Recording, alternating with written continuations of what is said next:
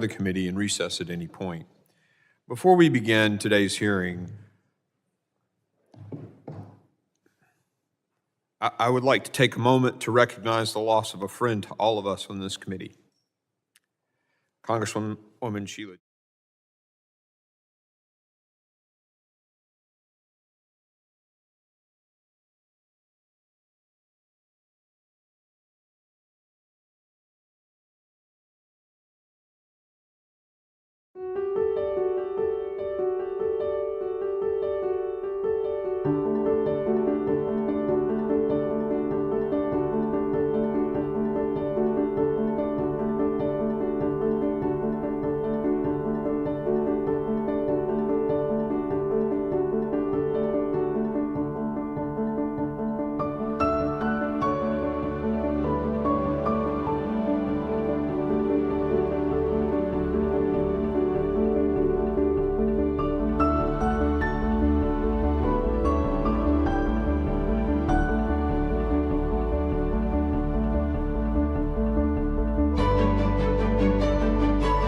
She served on every subcommittee and left her mark on all of them. As every single one of us in this room know, there was no more fierce an advocate than Congresswoman Jackson Lee, and she directed her passion to making the homeland safer and more secure. She was dedicated to oversight, asking pointed questions of government and private sector witnesses alike, and pressing for hard answers. She was a prolific legislator who took pride in writing her own legislation and improving the bills of her colleagues through amendments. Congresswoman Jackson Lee fought for resources for first responders, help for those suffering the effects of natural disasters, and immigration policies that reflect our values as a nation of immigrants. Congresswoman Jackson Lee's reputation across Capitol Hill was similarly impressive. Indeed, it often appeared she could be in more than one place at a time. Within 1 hour, the Congresswoman could be observed giving a floor speech, participating in a committee hearing on a topic she cared about, and then giving remarks at an event to support a cause. She was a reluctant and relentless public servant, and every cause she took on was better because of it. The nation owes her a debt of gratitude. I'm grateful that Congresswoman Jackson Lee decided to lend her immeasurable energy and tenacity to our committee. Her absence will be felt just as much as her presence, and we will miss her dearly. Today, we continue our prayers for her family, friends, and constituents. And I yield back, Mr. Chairman. Thank you, Ranking Member. I ask that all members of the committee please rise and join me in observing a moment of silence to honor Congresswoman Sheila Jackson Lee's memory.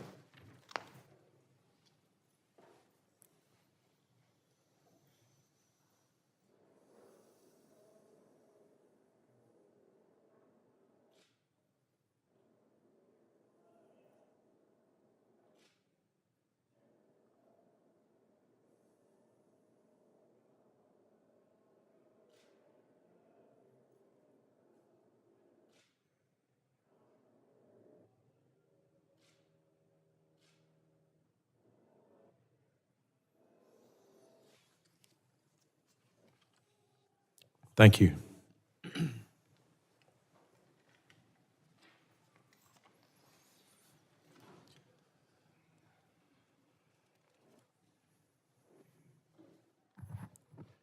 The purpose of this hearing is to examine the assassination attempt against former President Donald Trump that took place July 13th. I now recognize myself for an opening statement. On July 13th, 2024, our nation came within an inch of an unmitigated tragedy and crisis. In Butler, Pennsylvania, a 20-year-old gunman mounted a building in plain view of former President Donald J. Trump's campaign rally, took aim, and fired multiple rounds.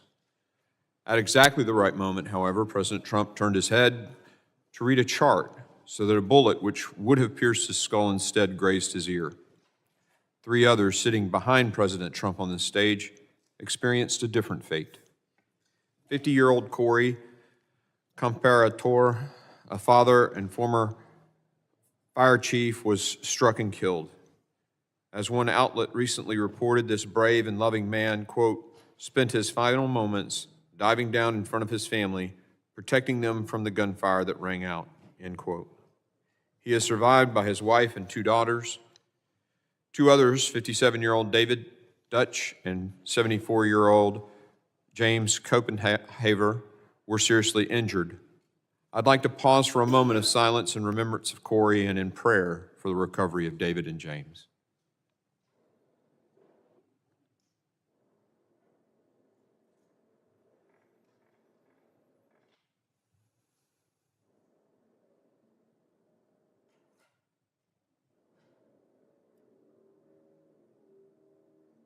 Thank you, everyone. This failed attempt on President Trump's life demands urgent and comprehensive congressional oversight. We must understand how it happened to ensure that changes are made so this never happens again.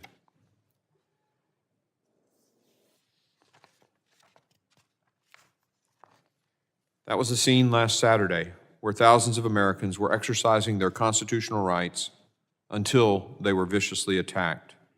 Yet what we saw after those shots rang out should also encourage everyone. We saw a leader under fire, rising up to show the attacker had failed.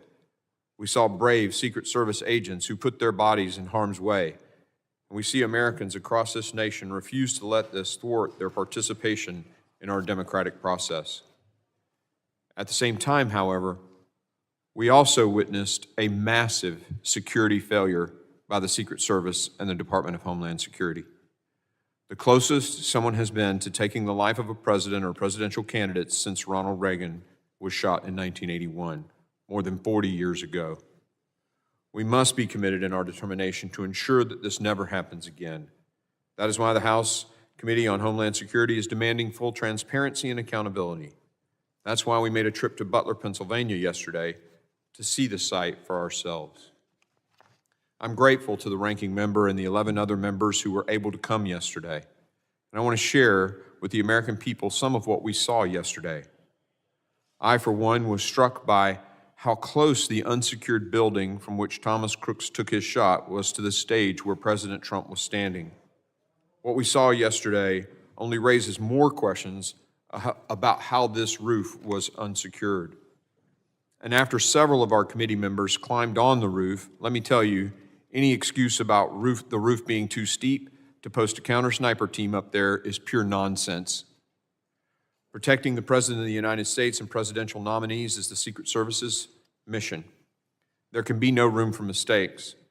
Unfortunately, that was not the case here. In order to prevent a repeat of this, we must first thoroughly gather and assess the facts. And that's why we're here today. Most importantly, to obtain answers for the American people from officials in the best position to provide those answers. And like tens of millions of Americans, our list of questions is extensive. Why was the rooftop which the shooter fired multiple rounds not secured? Who made the decision not to post a counter-sniper personnel on the roof or in a place better to cover the roof? Were warnings from private citizens in attendance about a shooter on top of the building heard by federal law enforcement? And if so, why was nothing done to respond? How did the shooter access the rooftop despite reported federal and local law enforcement presence in and around the building? Were there communication breakdowns that prevented law enforcement officials from effectively communicating with each other in response to alerts and threats? The shooter was spotted and designated as a suspicious person prior to President Trump taking the stage. Why wasn't President Trump moved to a secure location until the Secret Service could investigate? The shooter visited the rally site multiple times before the actual rally. Reports indicate he even flew a drone on a reconnaissance trip to the rally site on the day of the attack. Why wasn't the site secure?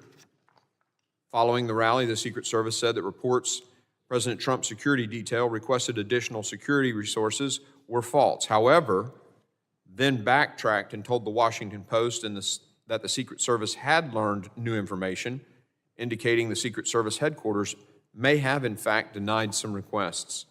Why and when were those requests denied? These are just some of the most pressing questions we have and expected to hear answers from Secretary Mayorkas and Director Wray and Director Cheadle. We also expect to hear answers and questions about the shooter's motivation and what the FBI has found in its investigation, including information collected from the shooter's various devices. Unfortunately and unacceptably, they have refused to appear before the committee today. Director Cheadle testified yesterday before another committee, but many questions remain. Yesterday, she provided wholly unacceptable responses to members of the House Oversight Committee and completely failed to address the lack of confidence both sides of the aisle have in her leadership of the Secret Service. Her appearing before one committee yesterday also does not absolve her of her responsibility before this committee. In any case, make no mistake, we will continue to push for answers. While these federal officials refuse to testify today, we're grateful for the opportunity to speak with law enforcement members about the events of that tragic day. Their testimony will be critical to putting together this complicated puzzle, understanding coordination efforts, and getting to the truth about what happened.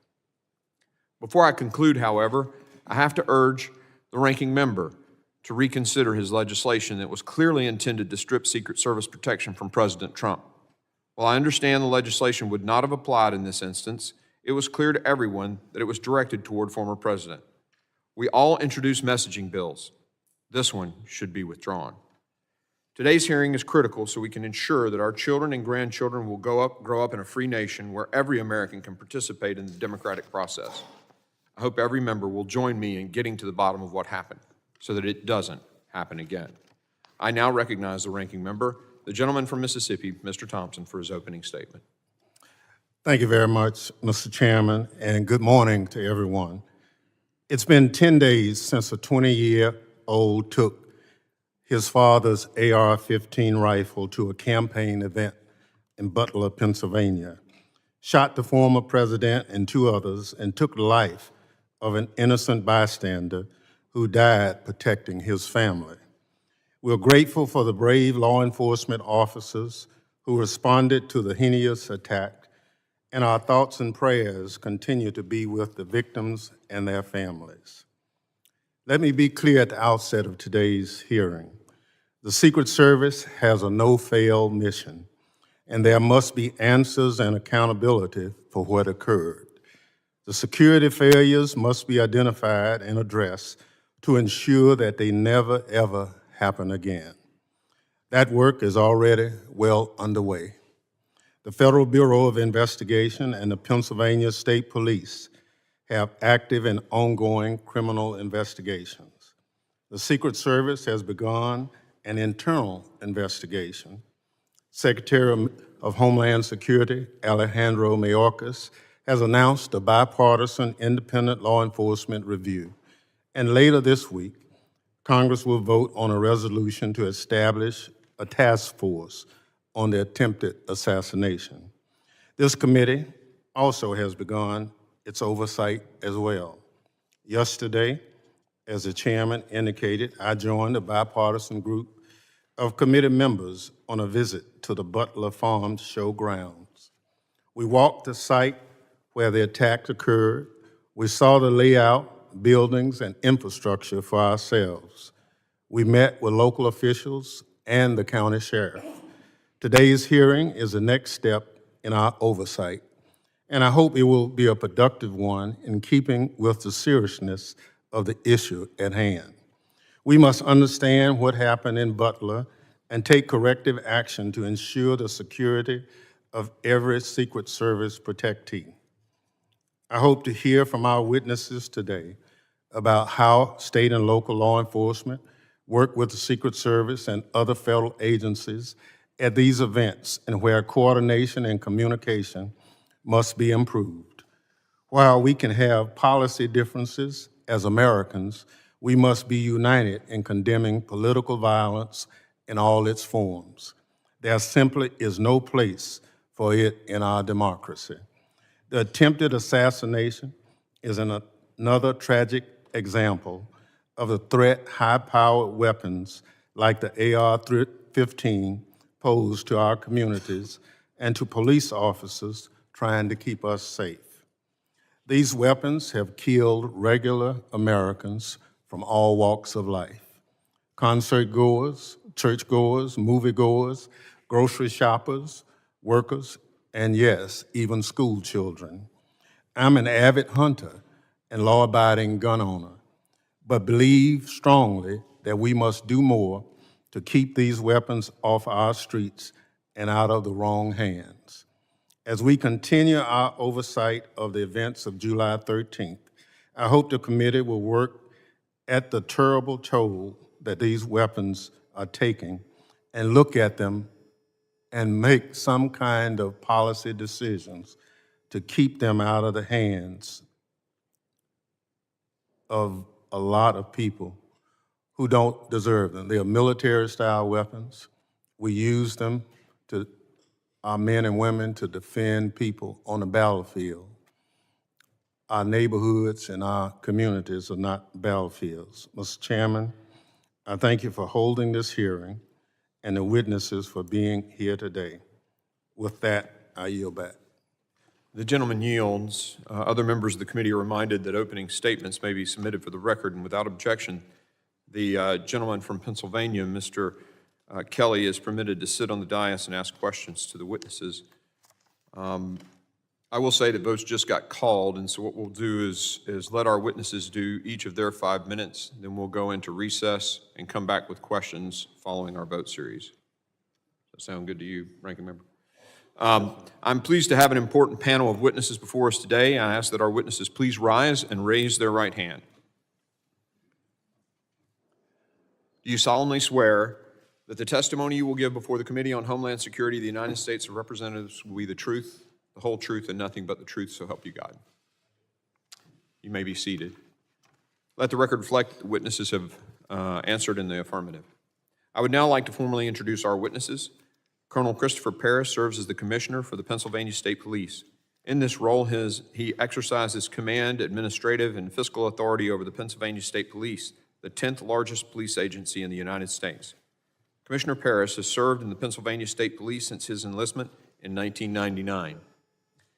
Thank you for the support getting to the site yesterday. Mr. Patrick Yos currently serves as the President, National Fraternal Order of Police. In this role, Mr. Yos leads the order and its more than 367,000 law enforcement members in representing police officers and the profession. Prior to taking his current role, Mr. Yos served an impressive 36 years as an active law enforcement officer. I thank the witnesses for being here today, and I now recognize Colonel Parris for 5 minutes to summarize his opening statement. Chairman Green, Ranking Member Thompson, Homeland Security Committee members, good morning.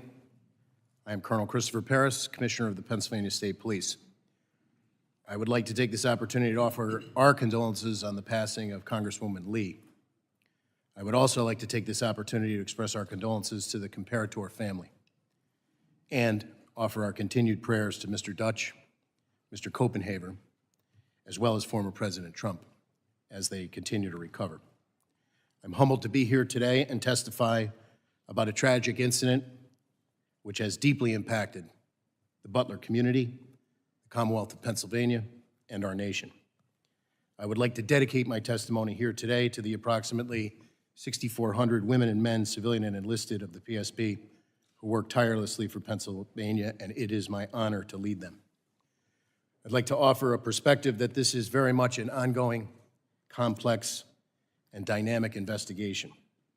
And each day, as we arrive at day 10 today, I learn multiple new facts as we uncover new information as the investigation progresses. I'd like to offer a point of clarification affirmatively about PSP's role. Prior to the shooting, our role was to support the Secret Service with personnel and assets that they requested. Our operation plan completed to fulfill this responsibility consisted of 32 members, and we had two main responsibilities: a motorcade operation for the transportation with the Secret Service of former President Trump, as well as manning and staffing security posts inside the secure area of the Butler County Farm Show. Additionally, we provided 2 marked cars with uniformed troopers outside of the secure perimeter to provide roving duties, as the name implies, responding to incidents that may occur as a large gathering of people were moving to the venue. After the shooting, very early after the shooting, I had a conversation with the FBI wherein the FBI is the responsible investigating agency for the attempted assassination of a former president under federal law. The same actions that led to that also led to the homicide of 1 Pennsylvanian and the attempted homicide of 2 additional, as well as the use of force by the Secret Service counter-sniper to neutralize the threat of Mr. Crooks, thus necessitating an officer-involved shooting investigation. So the PSP currently is conducting a criminal investigation parallel to and in concert with the FBI to identify any and all parties criminally culpable under Pennsylvania state law for the homicide and for the attempted homicides. And as I said, we are additionally conducting an investigation into the U.S. Secret Service counter-sniper who neutralized the threat posed by Crooks after he opened fire. I've been recently briefed about the Department of Homeland Security's commissioned after-action report. I can tell you that the Pennsylvania State Police will fully cooperate with that investigation, and it's my hope that I can answer some questions here today without sacrificing that ongoing investigation and prove to be of value to the committee. Thank you very much.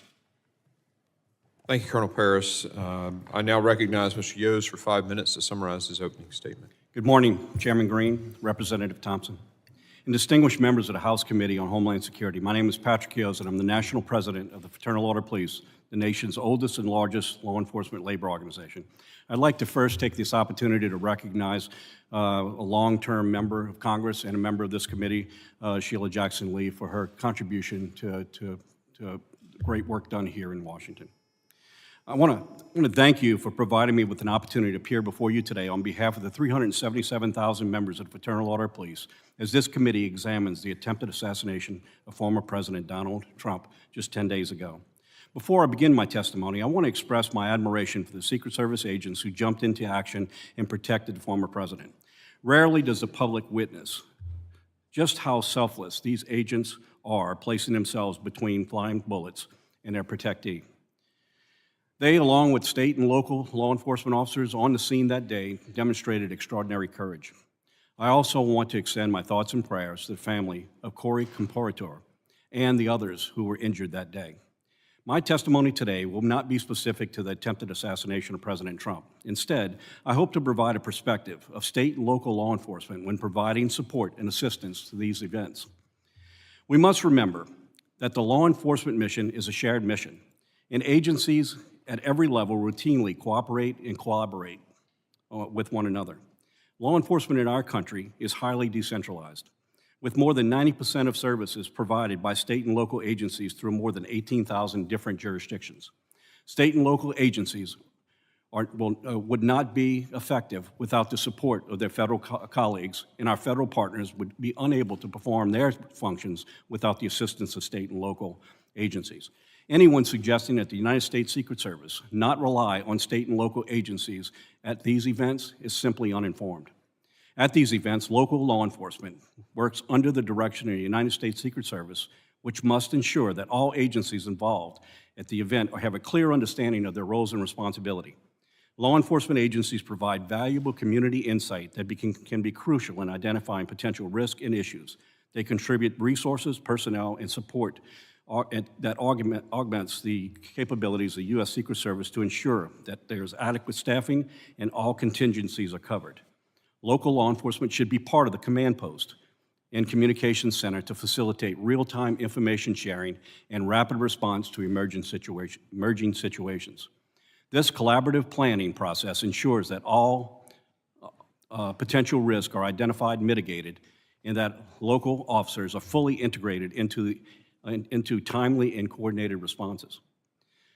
Our presence is a vital part of the security matrix, but the The United States Secret Service ultimately is responsible and is the final arbiter of any security matters affecting their protectee and the public. Clear and constant communication between participating agencies and the United States Secret Service is crucial to ensure the security of the protectee and everyone at the event. All this said, there were critical failures of security at the event in Butler. It is important that we learn from these failures to better provide safety and security for our leaders moving forward, as in public also attending these events. In the coming election, we will have extraordinary challenges placed on our Secret Service as they provide security at sites all across this nation over the next 4.5 months. And I'm confident that state and local law enforcement agencies are well prepared and ready to assist the United States Secret Service in this mission. I want to pause for a moment, and I want to flag another issue that often creates unnecessary obstacles for agencies within working together in real time, and that being interoperable communications.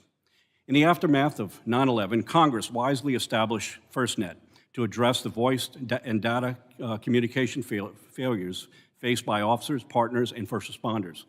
To facilitate full use of FirstNet's advanced capabilities, we strongly urge Congress to ensure that our nation's public safety organizations at all levels of government are aware of and fully leverage the critical communication lifeline. Further, Congress and the FCC must take all necessary steps to guarantee FirstNet's continued success and evolution. In conclusion, close collaboration between Secret Service and their advanced teams and in local law enforcement agencies provide indispensable support that ensures the safety and security of our nation's leaders and the public. These collaborative efforts should exemplify the very best in our interagency cooperation and underscore our collective commitment to national security. I want to thank you for the opportunity to appear here today, and I'd be more than happy to answer any questions.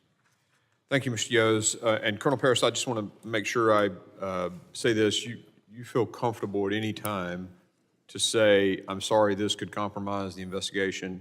These guys get this all the time. This is classified information. They're accustomed to that.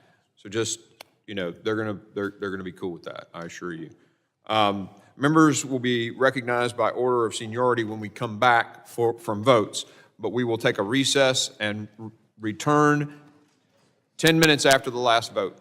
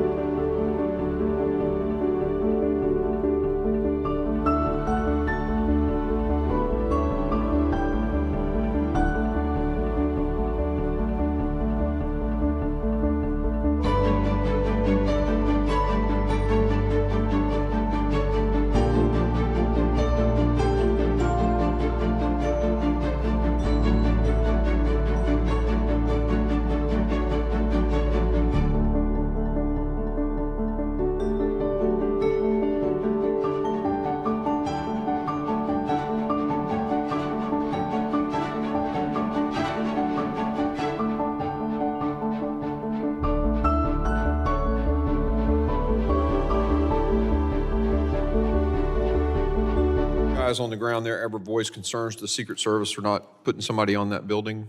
So I suppose the best sequence of events that I can give you is that PSP was notified by email on July 5th about this event. There was an initial planning meeting where we had commanders present on Monday, July 8th. So over Tuesday the 9th and Wednesday the 10th, those commanders that we designated, basically our orders are from the front office, my team on down. You know, we work collaboratively with the Secret Service, collaborate, give them what we can. The final walkthrough occurred on the 11th. Present at that meeting were the two commanders that were tasked with both staffing the security checkpoints on the interior of the secure perimeter, as well as the commander who was going to be in charge of the motorcade. But in addition to that, a PSP area commander was on that walkthrough, holding the rank of major. Could you share a little bit of insight? I appreciate the timeline, but could you share a little bit, because I only have about a I minute. apologize. Yeah, the specific to the AGR building. So on that walkthrough, our area commander asked specifically who was responsible for the AGR building, and we were told that Butler ESU was responsible for that area by several Secret Service agents on that walkthrough. Okay. All right. One last quick question. Real quick, I mean, I'll let you comment about it. The slope of the roof, would that have prevented a sniper from being up there? I don't believe so, sir. Okay, thank you. I yield. I now recognize the ranking member for his 5 minutes of questioning. Thank you very much. Commissioner Parrish, you talked about your tenure with the Pennsylvania State Police. Have you worked other events where a presidential candidate or the president has come to Pennsylvania? Yes, I have, sir. So this would not have been an unusual occurrence to participate? I ran the numbers. We typically do about 20 missions a year, the low 20s a year in a regular year. We're already in the low 20s this year, being an election year. So our commanders in the field who interface with the Secret Service to plan and provide support are on a routine basis. I wouldn't say an everyday occurrence, but a fairly routine basis. Okay. So can you walk us through the Pennsylvania State Police's interaction with the Secret Service? You kind of started off giving us from the point of contact that an occurrence was about to happen. Was there anything particular about the Butler, Pennsylvania event that stands out as regular, irregular, or anything? I would say, not to my knowledge, based on our discussions with our commanders who planned it, it progressed along a normal timeline. They attempted to give the Secret Service, and I believe provided the Secret Service with everything they were requested. So your role on that day in terms of the state police was what? So I would classify it as in a support role, and the two main areas of responsibility for the state troopers that were assigned that day were those participating in the motorcade to get former President Trump from his point of landing to the venue in Butler County and back, with several other additional entities that were requested by the Secret Service. And then on site, we had to staff security posts that were determined by the Secret Service. All of those posts were inside of the secure perimeter of the Butler County Farm show. I guess I was one of those individuals who traveled to Butler. Just for my information, have you had any interaction with the FBI or anything as they look into the investigation as to what you or your men observed on that day? Yes, we're conducting an investigation largely in concert with and parallel to the Bureau because the actions of crooks have federal legal implications and state law implications. Okay, thank you. President Yost, in your comments, you talked about the need for communication. You talked about FirstNet.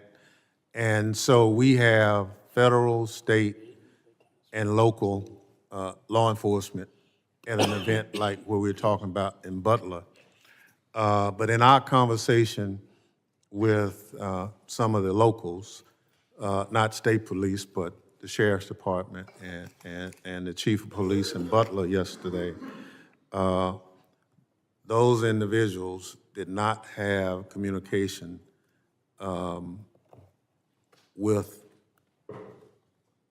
actually state police or Secret Service. Would that, in your professional opinion, be a vulnerability for managing an event like this? Well, I think we can go back to 9/11 when we identified at that time that the interoperability of different agencies to be able to communicate really was a hindrance.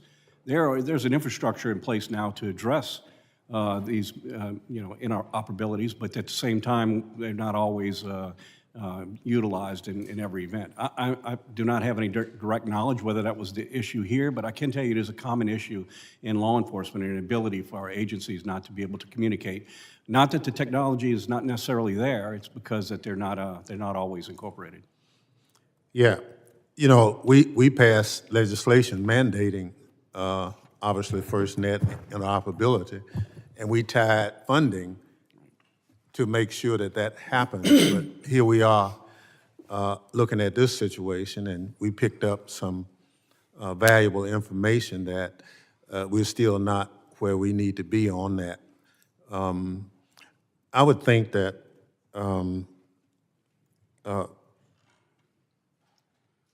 Colonel, the role of the state police is invaluable, but it appeared in talking with some of the local officials, as you say, it's just, you're not primary, you're kind of secondary in that role, that we need to somehow, as a committee, look at how do we enhance the overall mission so that we have no gaps. So I look forward to the work of this committee, identifying the gaps, look at the after-action review to close those gaps. So just to tell you one, Butler, Pennsylvania has no permitting process for events of that size. So you can announce it and hold it, and local government doesn't really have anything to do with it. And we were assured by local government that they would try to fix that.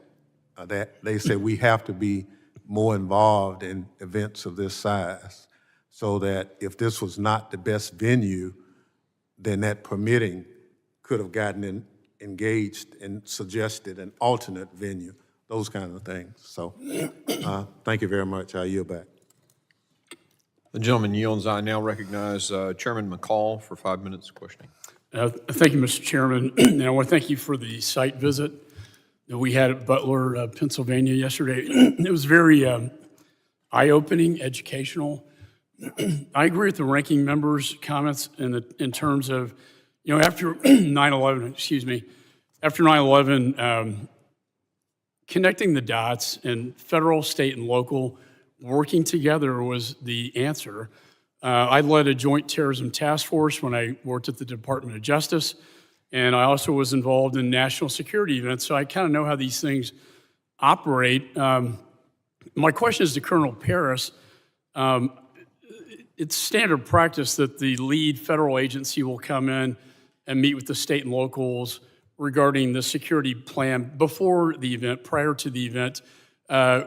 Sir, did you participate or did your department participate in that? So I did not participate. As I stated earlier, there were two commanders dedicated to those two primary roles, the motorcade and the staffing of the posts on site within the secure perimeter, as well as a state police area commander. So just as a way of background, our area commander that covers multiple troops in that area of the state, out of nearly 5,000 troopers, there are only 4 area commanders. So that major was present for the walkthrough on the 11th. And were your troopers assigned inside the perimeter or outside? Inside, sir. Inside. And was With the the outside within the jurisdiction of the local police? So just as a point of clarification, there were two, on the operations plan, there were two marked cars that were assigned roving duties, which would primarily, as the name implies, be outside of the secure perimeter on roadways, responding to incidents that potentially could occur as a result of a congregation of that many people. But So we saw, we actually walked onto the roof where the sniper was. A clear, eyes-on, clear shot of the president. A tree blocked the Secret Service's view. This kid did some investigation. He had a drone out there days prior, got an aerial surveillance of the premises. And that position was probably the best position outside the perimeter, as far as I could tell. There was also a water tower that would have been a perfect spot for Secret Service. Were you aware of any presence of Secret Service in this water tower? I was not. And you're aware of what I'm talking about? I am familiar. I physically flew out there on Saturday the 13th. It was still very much an active crime scene, so I did not walk the roofs, but I did. On the adjacent building, we got a tour of that as well, where I believe the local police were positioned. There were 3 windows. The first one had a plain view of where the sniper would be. However, they were stationed in the second and third windows. Are you familiar with this at all? I am not, from the standpoint that I have not seen the Secret Service's operations plan, and our deference would be to them to assign Butler ESU Right. According And to. they were apparently local counter snipers. Do you know if they should have been assigned to the rooftop? I would defer to there are many ways that you can cover. Obviously, positioning people on the rooftop would be one of those. No, but going to the actual site, way too close. He should never have been allowed to get on top of that building. And I don't know how, and I know he was on your radar inside the perimeter. You seem to have lost him, and somehow he finds his way up to the rooftop unimpeded until a local law enforcement officer crawls on top of the roof and looks at him, and he points his AR-15 at him. My question to you is, what was the communication like that day? Typically, Secret Service has one channel for them, the other channel for state and locals. Was there any communication to identify, hey, this is not a local police officer, this is in fact an unidentified individual on the rooftop? Was that communicated to the Secret Service? So my belief, as I sit here today, is that we did have integrated communications from members that were inside of the Secret Service command post. Completely deferential to the ongoing nature of the investigation. I have an understanding of a sequence of events, but I would like to draw a distinction between a sequence of events, meaning... So my theory is that they thought maybe he was an officer, but then they find out he's not. The thing I find interesting is that the counter-sniper Secret Service, within seconds of the shots on the president, kills the suspect. That tells me he had him in his sights. Maybe he was not aware of who the individual was not identified. But I know within seconds after the shots were fired at the president, the threat was eliminated. Lastly, I just want to end with this. This was actually astonishing, and I want to get your confirmation. He had a detonation device with him, and 2 of his bombs were located in his car that was parked on the other side of the perimeter. Seems to me a good theory would be that he was going to kill the president and then detonate his car, causing a diversion, and then escape from the crime scene. Are you aware of any of this? I am aware of the presence of the device on his person. We were aware of that very early on, and that was a serious tactical consideration in the hours in the immediate aftermath as we worked that crime scene. But to your point about his ultimate theory or what his ultimate motivation was, that remains under investigation. And he had a rangefinder on him as well. That's a big red flag. I yield back. Gentleman yields. I now recognize the gentleman from California, Mr. Swalwell, for 5 minutes of questioning. Violence has never been the answer. And I thank both of you for your service in law enforcement and testifying today. Violence has never been the answer. Not on a certain day in January and not on a day in July. I remember I was 12 years old, and my dad, I was on the way to school on a cold day in January, and my dad, who was a cop, stopped me as I was about to leave, and he wanted me to watch the television. His guy had just lost a presidential election, and some young kid from Arkansas was about to be sworn in as the new president of the United States. My dad was burned. He really liked George Bush. He did not like Bill Clinton. But he told me to stop and watch the television coverage of the inauguration because he said, look at that, son. He said, that's what makes us so special. My guy lost, this guy's getting sworn in, and not a shot has been fired. That's what makes us different. Violence has never been the answer. It's despicable that somebody thought they could take a shot at the former president and change the course of history. We don't know much about the political beliefs of this individual. We know he was a 20-year-old male, registered Republican, gun enthusiast, also had researched the DNC, also had researched President Biden, also had researched Leader Hakeem Jeffries. We don't know what led this madman to try and kill the former president, but it's despicable. And the people who went to that rally deserved to hear, without violence, the candidate that they were supporting. Commissioner Paris, I'm sorry this happened to your community. I'm sorry this happened to the person who died and the persons who've been wounded.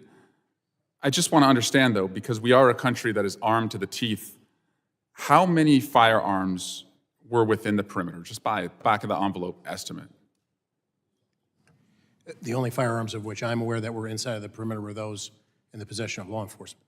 And would you estimate that was hundreds or dozens? I would only feel comfortable not having seen the Secret Service operations plan about the PSP members that were inside of the perimeter. Okay. How many rounds did the shooter fire before he was killed? Do you know? I believe that the number is 8. 8 casings have been recovered. Okay. I also understand the emotions around this assassination attempt, but I am not going to allow some, and I say some, the chairman of this committee is a serious legislator who wants answers. Some are not. And some are trying to rewrite what has happened in our country over the last 8 years, erase what happened in this building on January 6th. One member of this body in Congress said the Republican district attorney in Butler County should immediately file charges against Joseph Biden for inciting assassination. Another said Congressman Scalise, Justice Kavanaugh, and now President Trump, for years, Democrats and their allies have recklessly stoked fears, calling President Trump and others threats to democracies. Another said Democrats and liberals in the media have called Trump a fascist. They've compared him to Hitler. They've tried to lock him up. A radical shift in what has really happened in our country. In fact, the former president's current vice presidential nominee is the one who said that Donald Trump might be America's Hitler, might be a cynical a-hole, cultural heroin he's responsible for, nauseous and reprehensible. I joined the chairman in seeking unity as the antidote to political violence. Unity as the antidote to political violence. But we're not going to erase and rewrite and allow some to reincarnate themselves as victims of what happened. We can't let this ever happen again. We must arm law enforcement and have better security perimeters. But in this country, violence has never been the answer. I yield back. Gentleman yields. I now recognize the Vice Chairman of the committee, Mr. Guest, for his 5 minutes. Mr. Guest, for his 5 minutes. Thank you, Mr. Chairman, and gentlemen, thank you for both being here today. You both classified as what happened on July 13th as critical failures. I would expand that and say it was a colossal failure. And I think you have both stated that the ultimate responsibility for what occurred that day falls upon the Secret Service.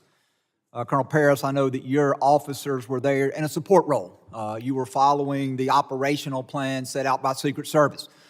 You testified that the primary responsibilities for your officers were motorcade and then the interior perimeter, and that you had 2 roving officers there, really just out there to provide support if necessary and called upon. You mentioned earlier that you went to the scene on the 13th, and thank you for going there and being a part of that.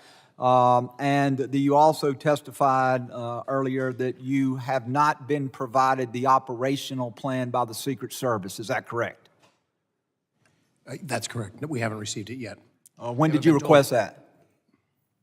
I'd have to go back and check in the earlier part of the investigation. That was just something that we asked for as a matter of course. We were not told no. We just, to date, have yet to receive it. And that would be important, would it not, if you're going to investigate what happened on that day? The operational plan, that is the starting point for all the events that later transpired. Is that correct?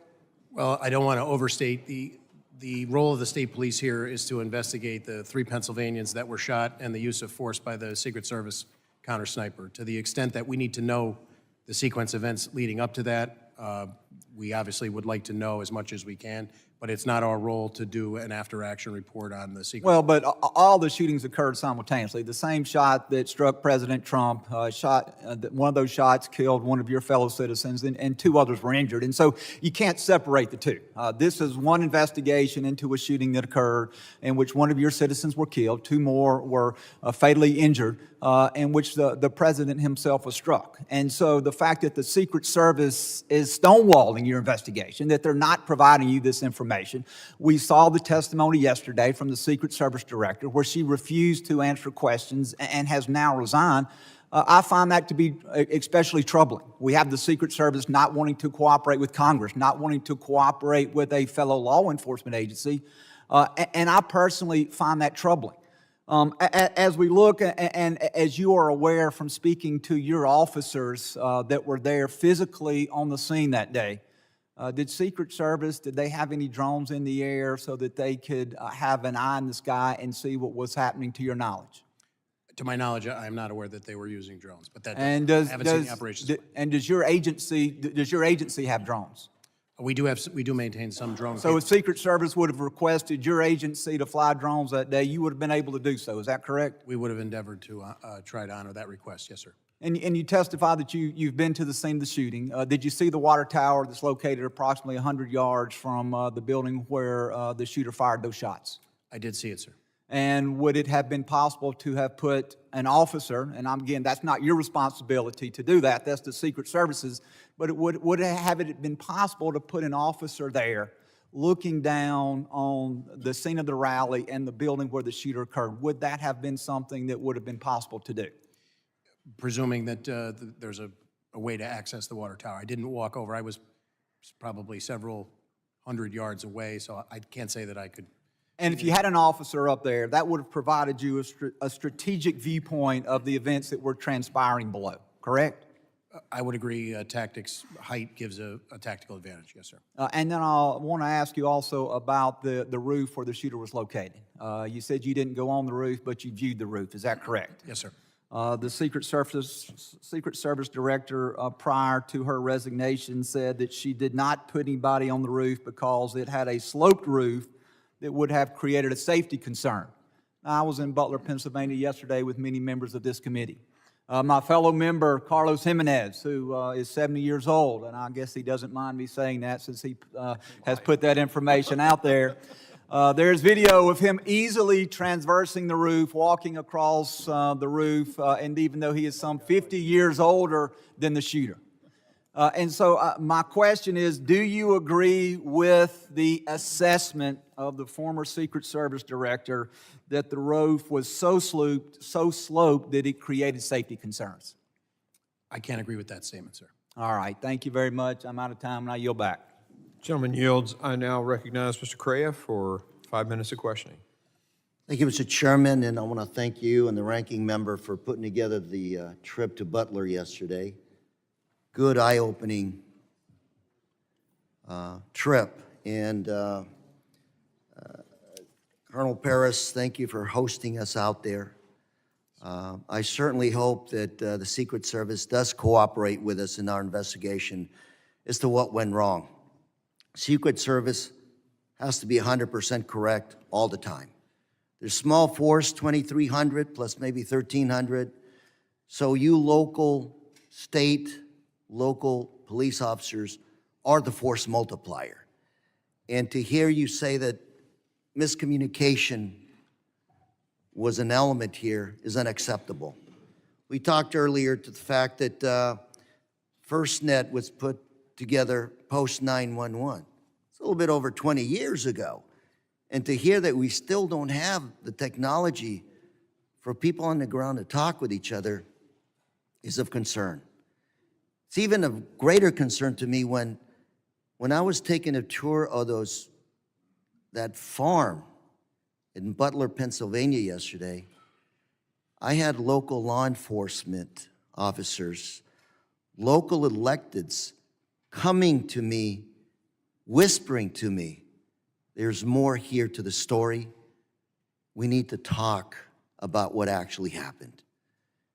To have people that were on the ground there, concerned, afraid of stepping forward is unacceptable.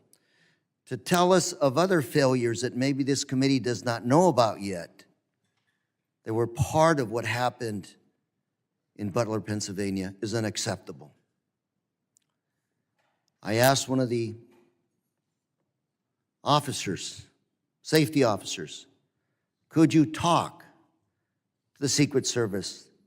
Said, no, we can't communicate. Took us 15 minutes to communicate with them. Local elected official who said, I have other stories that I need to talk to you about when you have a moment. Ladies and gentlemen, we're 4.5 months away from this election. Pennsylvania is a battleground state. You will have these kinds of events again. And to know that we don't have the facts, let alone execute a plan to fix the holes, is unacceptable to our democracy and to our country. We can talk about the facts. The facts are a lot of things went wrong. Let's talk about how to fix it. Fix it now. I think we start with accepting the fact that things went wrong and that we need more resources. Colonel Paris, your volunteers, your officers that you put on the line to help the Secret Service, are they actually compensated somewhere for their overtime, their extra time they're out there? They're in a paid status, yes. They're not, we assign them to those duties, and if they incur overtime as a result of the contract, the contractual bargaining agreement, we pay them. So let me ask you something in the minute and a half I have left. One of the local officers there, after we spoke a while, I said, well, let me summarize what you just told me. You're asking me who's in charge. And he asked me, yeah, I want to know who's in charge. I said, well, let's talk some more. And he said, Lou, we don't know if it's the campaign or the Secret Service that's in charge here. Said, if I called for a row of dump trucks to be put up behind the stand, it wouldn't happen because the optics would not be good for a campaign rally. I want to know who is in charge protecting our national candidates. And Mr. Chairman, I'd like to see if we can ask those tough questions. This is not a Democrat or Republican issue. This is about trying to come up with some rules, protocol to make sure this does not happen again. After the events, we can sit here, we can point fingers at each other and talk about partisanship. It's not going to fix our democracy or electoral system. Mr. Chairman, I do hope we go back and talk to a lot of those folks who are not here today, who wanted to talk, who weren't invited, and a lot of people, even if we invite them, are not going to talk because, frankly speaking, they want to keep their heads down as the shooting continues. Thank you, Mr. Chairman, and I yield.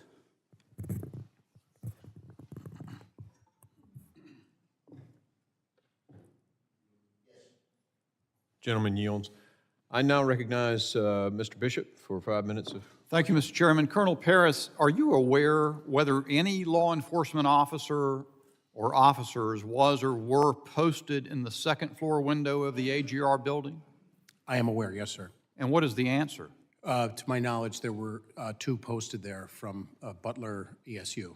And you said Butler ESU. What does the acronym ESU stand for? Emergency Services Unit. It's a team that's comprised of multiple agencies that pool resources on a county or several county basis in order to enhance capabilities and training and be able to respond. Basically, a mutual aid agreement is my understanding of it. Is it sort of like a SWAT team?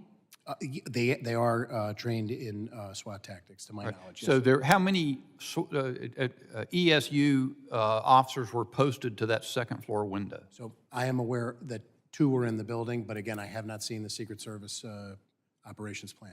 Do you know, well, you say in the building, were they in a window, where a window out onto the scene? From briefings that I have been given, I was told they were in a window, yes, sir. Did they remain on post? I was told that at a certain point, they began searching along with other local officers in the immediacy after crooks had been identified as suspicious by them. By them? My understanding is that they identified crooks for not matriculating. To my knowledge, crooks never made it through the secure perimeter into the venue space itself.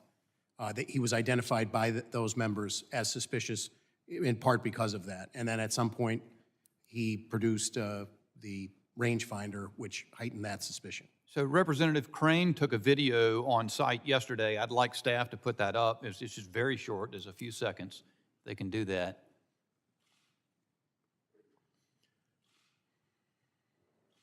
If I understand correctly, this is from the second story window of the AGR building. You can see that window comes out from the sash and swings out to the right. There's an area.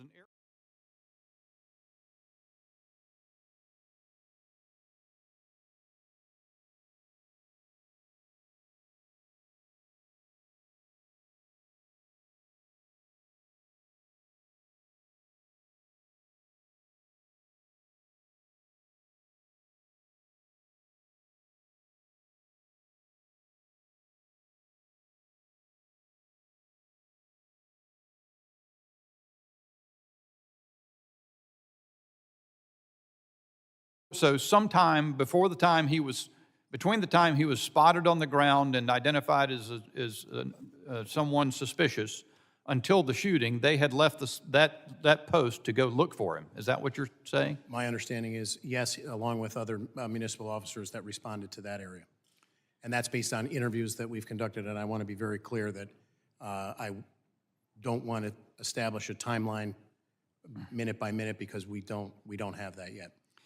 I think that's revelatory. I haven't heard that information. I did hear before that and there's a local news station. Well, there's a local news station report from July 17 that says that local law enforcement were told they couldn't be responsible for securing the AGR building during the Trump rally.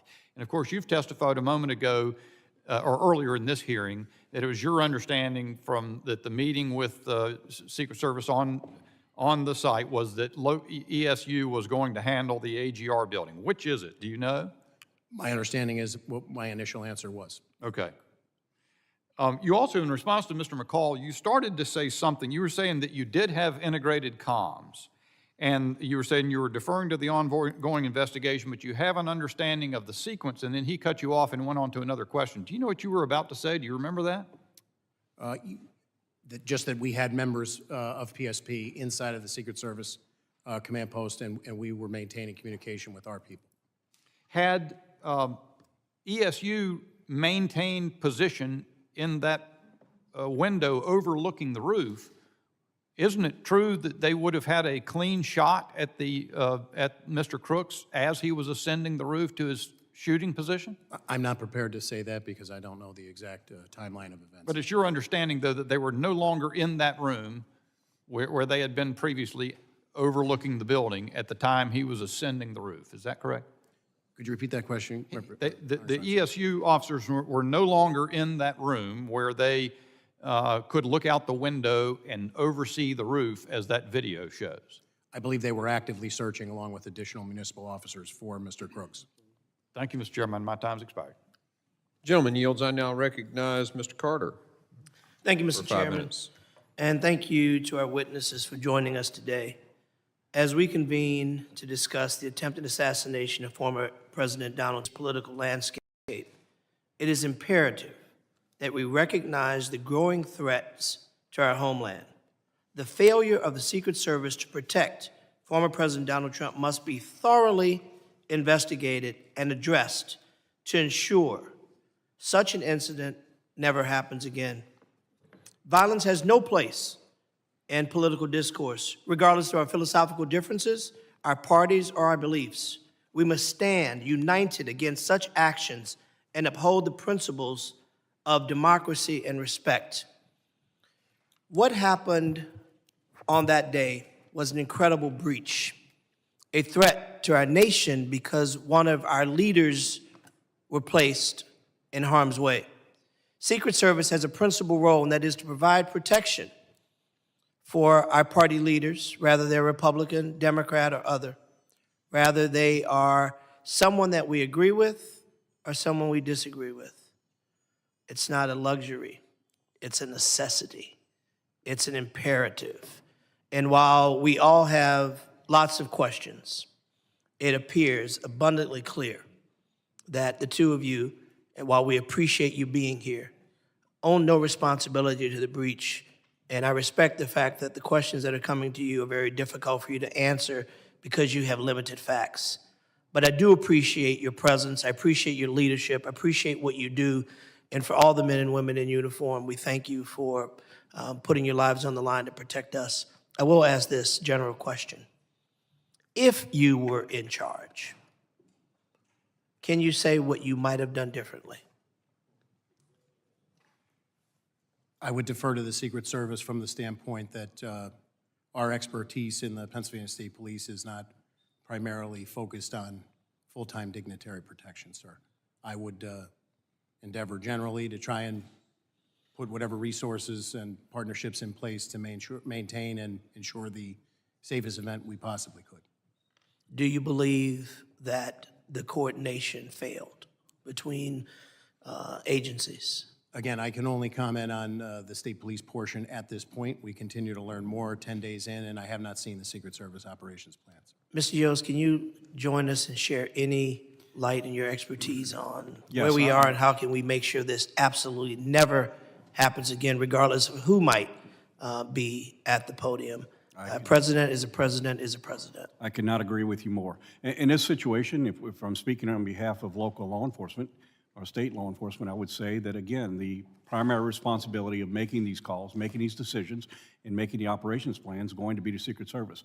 As I mentioned earlier, there are some 19,000 agencies across this country. It would be impossible to have any continuity or any consistency with what we do in protecting, our leaders. So Secret Service would have to play a huge role in this part. If you're asking me personally what I would have done different, well, obviously I look at an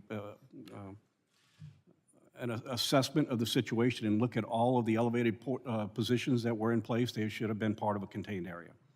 But that's just my own personal view of not seeing news reports and not physically being on site. I have never served in any form of law enforcement, but I think I would have figured that that perimeter should have been tighter. I think I could have figured out that there's no way that that building where the shooter sat, laid, and aimed should not have had snipers on top of it as well, negating any opportunity for a shooter to be there. Notwithstanding that there should have been a sweep of the area, we should have had our people on that building as a point of view for our former president. And as I said, a president, a president, a president, a former president, a former president, a former president, a cabinet secretary, a leader. We deserve to have answers to these questions, because when we don't have answers, those who would rather divide and create theater by saying things that aren't true and they know aren't true, distorting facts, and trying to suggest that somehow people played an active role. Listen, the American people deserve the truth. And so I am imploring that we have somebody at these tables that can answer the questions, the good, the tough, the uncomfortable, the comfortable, because the American people deserve to know. This is something that should have never happened. And we as a committee, in a most bipartisan fashion, should stand together to make sure that we send a message always, that we will always protect our leaders, whether we agree with them or not. Mr. Chairman, I yield. The gentleman yields. I now recognize the gentleman from Florida, Mr. Jimenez, for 5 minutes of questioning. Thank you, Mr. Chairman. Colonel Paris, you said the United States Secret Service, Penn State Police was there, Butler ESU was there. Any other law enforcement agency there? According to the operations plan that PSP put together, there were elements from Butler County Sheriff. Deputy sheriffs were on some of those interior posts, and thus they were on our. I just need the answer. I apologize. There are the additional ones that I could name would be Butler County Sheriffs were in our operations plan. Pittsburgh City Police provided assets to the motorcade, and I believe Allegheny County Police also. You said that you were in the Incident Command Center, that your agency was in the Incident Command Center with the Secret Service. Yes, sir. Well, all the other agencies in that command center? I believe that some of those agencies were represented, but I can't definitively tell you. We need to find the answer to that. It was Butler ESU in that command center? I was told at one point that there was a representative in there. How long and over what period, I'm not sure. I'm aware of 3. So the agency that's in charge of the outside perimeter, actually the agency in charge of the greatest threat, because when you stand at the podium, and I stood there, and when you look, all you had to do is look around. There's the greatest threat right there. It's 100 yards away. It's elevated, direct line of fire to the president. I stood on that roof. No problem standing on that roof. And yes, I am 70 years old, okay? Very youthful. So the timeline is very important here. If, in fact, they thought that Mr. Brooks was so suspicious that they actually pulled the ESU counter snipers away, because there were counter snipers, what I understand, in that window, a way to look for him. And from what I understand the timeline, it's about 20 minutes before the president came out. Was that information relayed to the Secret Service, that they were looking for a suspicious individual and that people had been pulled away to look for that suspicious individual? Was that relayed to the Secret Service? I believe that it was. And was that relayed to the Secret Service, the team that surrounds the president himself? I can't answer that. Well, if it wasn't, that's another big mess up. And I can tell you, this is just one of a bunch of mess ups that I've seen. One of them, question that I have is, why in the world was that team from ESU in the building to begin with? Why weren't they on a rooftop? And it was a hot day, right? And so that's another question that I'm going to, why were you assigned inside a building when you have a little window, it's like this big, right? And your line of sight out of that window, unless you stick your head out of the window, is pretty limited, your view. So why were you inside, not outside? Who said for them to be inside and not outside? What did the Secret Service tell you were inside the perimeter, right? Yes. For the most part, you were inside the perimeter. Me personally, or the? No, I'm saying your agency was inside Yes. the perimeter. But actually the biggest threat was outside the perimeter. And so who developed a plan to protect the outside of the perimeter? There's only one agency. That's the United States Secret Service. Because you really can't ask the local agency to do that because they're not in the business of dignitary protection. They don't do it all the time. You don't do it all the time. They do it all the time. So, Mr. Chairman, we're going to need those other agencies to come in. We need a timeline. Who said what to who? and what the action that was taken. You know, one thing that I noticed in another video, and I've got to find out if it's true, and it appears to be true, is that the snipers on the south side repositioned to look to the north side. And I want to know what the timeline for that was. How far in advance were the snipers, the counter snipers on the south side told, hey, you need to look at a threat on the north side? And how much time was there between that and then the shots being fired? Do you have any information on that? I do not have a specific timeline. Okay, and those are that's the information that we need. It's not unusual to have people on different frequencies. Actually, you have to because you have so many people, but you have to have everybody in the same place so they communicate with each other. So we need to know if everybody that was in charge or had responsibility for protecting not only the interior perimeter, but outside the perimeter, if they were all in that incident command center. And if they weren't, that's a huge problem too. Thank you, and I yield back. Gentleman yields. I now recognize Mr. Magaziner for 5 minutes from Rhode Island. Thank you, Mr. Chairman. And first, I just want to join my colleagues from both sides of the aisle earlier who recognized the tremendous legacy of our colleague, Sheila Jackson-Lee, who, I feel very fortunate to have had even just a year and a half to work with on this committee. She always came prepared. She was diligent. She brought empathy and was a great example to us newer members. So I'm very grateful for her legacy, and I know it will live on for a long time to come. And I also join my colleagues on both sides in condemning the assassination attempt on former President Trump and condemn all acts of violence. Violence is not the answer. Our condolences go out to the family of Corey Comparator and all who were injured and traumatized by what occurred that day. And, I think about the children who were at that event and had to witness that. And that is something they will carry with them for the rest of their lives. We don't know the motivation of the shooter at this time, but I remain concerned by the rising tide of political violence and domestic violent extremism in this country, which impacts all of us. This is something that some of us have been talking about a lot in this committee. In 2023, the U.S. Capitol Police investigated more than 8,000 cases of direct threats against members of Congress, a tenfold increase from 2015. And so I ask everyone, take down the rhetoric, remove violent rhetoric from our political discourse. Remember, as President Lincoln said, that we are not enemies but friends, and we have to appeal to the better angels of our nature. And yes, we have to make sure that this never happens again. It is welcome news that the director of the Secret Service has resigned, but if we say that that is enough, then we're not doing our jobs. We need to understand what protocols, policies, resources need to be changed, if any, to make sure this does not happen again.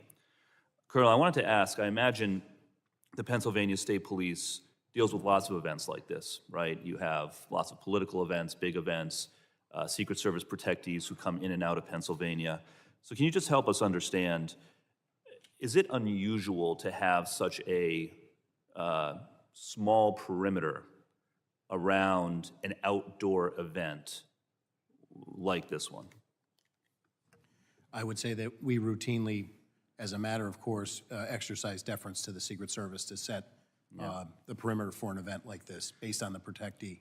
Yeah, I think it's important to note that Pennsylvania is a state where anyone 18 and above can carry a firearm like an AR-15 without a license. It's an open carry state. And so my second question is, outside of that perimeter, were there any controls in place or any, legal tools that you had at your disposal if an individual with a firearm had been spotted, again, within 300, 400 yards of the former president? I would defer to the Secret Service. I haven't seen their operations plan, sir. Right, but you as state police and then also the Butler local police who were responsible for areas outside of the perimeter, if this individual had been spotted earlier with a firearm because it is an open carry state, what legal tools would you have had at your disposal? So we would have responded and attempted to make contact and ascertain what the person was doing there and what their activity was. Yeah.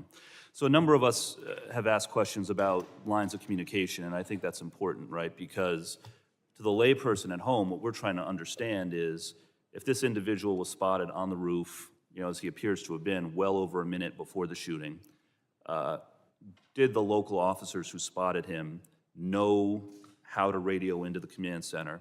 Was that information relayed? And then was it in turn relayed to the Secret Service? This question has been asked a few different times, but can you tell the public what you know about whether local officers outside the perimeter knew how to radio in a suspected threat, whether there was an individual in the command center who was receiving those calls and communicating them to the Secret Service?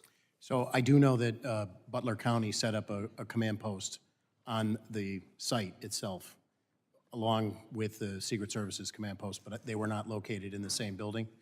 The exact communication between municipal officers and that command post or the county dispatch that they would rely on. The state police have our own statewide dispatching. We can communicate with the dispatching centers telephonically and through electronic means, but we maintain separate dispatching systems, so I would defer to. So the locals, so the locals were not included in the Secret Service command center. The state police was or was not? The PSP, I can assure you the PSP was in there. Yeah. Additional people, I was briefed on one occasion that there was a representative from Butler ESU that was in there. When they were in there and the length is not really a focus at this point of our investigation into the homicide and the attempted 2 homicides, as well as the officer-involved shooting.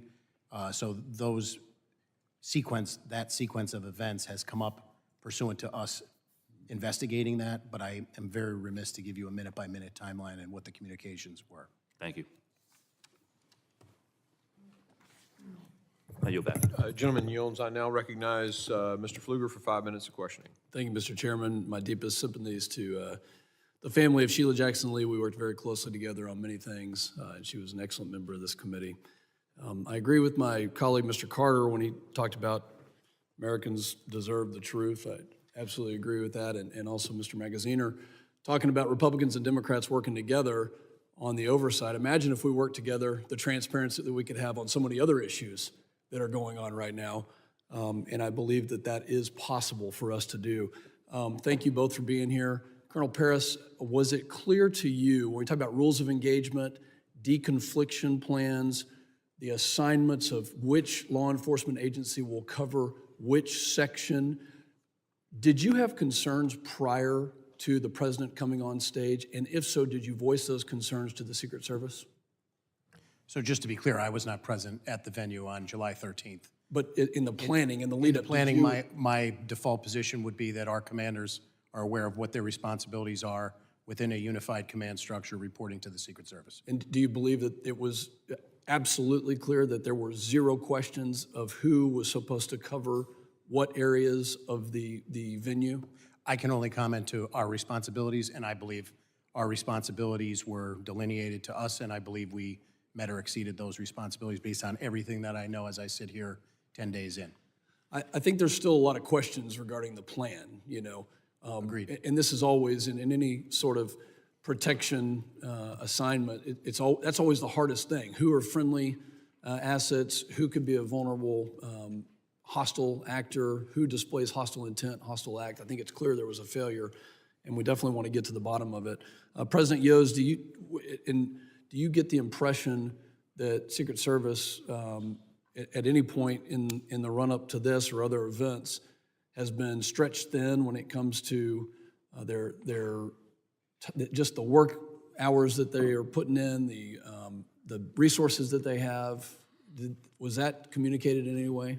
Well, I can't speak directly to that. I can tell you that law enforcement across this country is stretched thin, just simply due to the inability to be able to attract the best and the brightest at any levels in order to maintain the staffing levels we need. So if that is the case, and we're not meeting those levels in Secret Service because of our inability to be able to recruit, then we need to address that.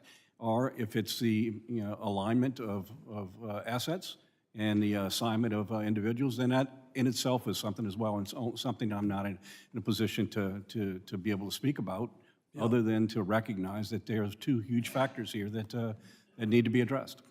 Well, it's clear that that's the case, and God bless both of you for what you do, for the hours that you put in to protect our communities, and we can't do it without you, and we need you, and we will continue to advocate for you. I want to talk about now, that leads me into this next question. There's a piece of legislation, H.R. 8081, called the Disgraced Act. It says, denying infinite security and government resources allocated towards convicted and extremely dishonorable former protectees act, which is a whole mouthful of basically taking details away from people that could include those who are convicted. Talk to me about the impact if former President Trump didn't have a protective detail of U.S. Secret Service there. Talk to me about the impact on state and local partners to protect them in any of the communities that you represent. And by the way, he also was responsible for taking out al-Baghdadi, Abu Bakr al-Baghdadi, and Qasem Soleimani, and the Iranian government wants to do harm to him and other people like him. So what's the impact if you don't have Secret Service help? More than happy to yield.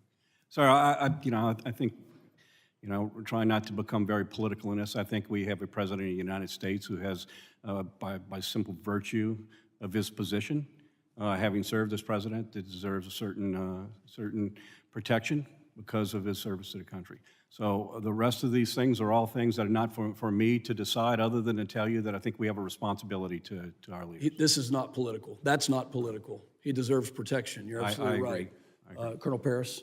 I would just echo that my understanding is it's a federal statute that creates the Secret Service and tasks them with those responsibilities. So to contemplate a different paradigm, I would reflect back to the legislature to contemplate If something. he was denied a protective detail in Pennsylvania this past week, the weekend prior, what would that have done to your local resource to protect him adequately? I think the removal of any resource inherently makes the burden on the surrounding resources that would have been committed somewhat additional. Thank you. Mr. Chairman, I yield back. Gentleman yields. Point of order. Point of order. Gentleman's recognized. So I appreciate the gentleman's question, but let me put it another way to the witnesses. The reference legislation. Mr. Ranking Member, I mean, a question to the witness would be someone yielding to you. A point of order, I'm allowing you to make a point of order. Thank you. Well, the point of order is, if you read the bill, it says that if you are a convicted felon and found and sentenced by a judge, Mr. Chairman. then you would not be, that's my point of order, that you would not have service. You have to be a convicted felon and sentenced. Now, at the time the bill was filed, nobody who was a protectee was a convicted felon. But if those who are lawyers here know that once you are a convicted felon and sentenced, you are remanded the custody of that particular law enforcement agency for custody. I think it's an anomaly to try to say that the Secret Service would have to protect a felon in jail, a convicted felon. So this whole notion about my legislation, I just say to the gentleman, if you read it, it says you have to be a convicted felon and sentenced. Now, we're not there. The conjecture, you can do whatever you want. But let me be clear about the bill. Republicans have made a lot of hay about the bill, saying it's about former President Trump and would take away his security. That just is not true. The bill doesn't mention former Trump, President Trump, and it would not have affected security at this tragic event. The bill talks about any Secret Service protectee who is convicted of a felony and sentenced to serve jail time. And it does not take away security. The bill makes clear that when a protectee is sentenced and remanded to the custody of prison officials, the Secret Service is able to hand off the prisoner in an orderly fashion, and that Secret Service agents aren't forced to become correctional officers too. That's the legislation. That's all it says. For the record, we can go back to, The gentleman will need to get to his point of order. And well, point of so we can order move on. is, the line of question is inconsistent with the legislation. And it does not say on that day, former President Trump would have been without Secret Service protection. He is not sentenced. If he's not sentenced, he will still have the protection. Plain and simple. So you yield on your point of order, Mr. Ranking Member? You did, okay. I want to make a point of order then as well. And, you know, a lot of times we hear from both sides of the aisle about rhetoric and how rhetoric and the things we do in messaging bills that we do shapes discussion, impacts people. And first, my point of order is prison isn't necessarily a safer place. You can ask Mr. Epstein's family about that. And so to suggest that somehow you'd have the security necessary in a prison, I think is just not an accurate statement. In terms of, you know, I agree with the ranking member that his bill did say that it would not apply in this particular case, but, you know, it's more about what we're doing and what we're saying at certain times that generates the attitude in our society. And so I just make that point of order about this particular legislation. I made in my opening remarks a request that he would draw the bill. But, Mr. You just have a second. I just want to just make a quick comment. I think the chairman was clear that this bill was filed well in advance. So to connect, you mentioned timing. It's important to mention timing, that it wasn't. well, we don't want to debate the bill. We're here to hear from witnesses that are here. So I'm going to go ahead and end this now, and we're going to move on. And I think actually Mr. Ivey is up for 5 minutes. Thank you, Mr. Chairman.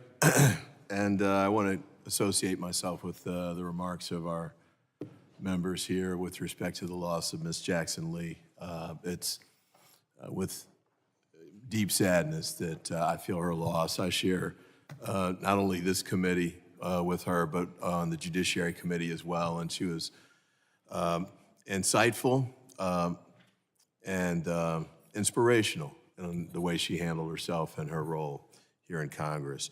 I also want to join with the comments about sympathies to the comparator family and the individuals who were injured on the day of the shooting. And I want to thank the chair for taking us up to Butler yesterday. My only regret about it was that it was too quick. And I think that, and I didn't know it was going to be like that, frankly, until after we got there and had a chance to talk to people in the community. But when we got there, they were very anxious to talk to us. In particular, I had conversations with Angela Flieger, supervisor for, and I hope I don't butcher this too bad, Connequenessing Township, who was extremely helpful, and Sam Zerzolo, who was a commissioner from Butler Township. And they were able to provide information on several fronts that I think we need to pay attention to, not just for this particular event, but going forward. Could you hit a video for me there? I think Ms. Flieger tried to produce this and sent it to me. The red building is the one that was directly behind the stage. The building in the center there was where the shooter was.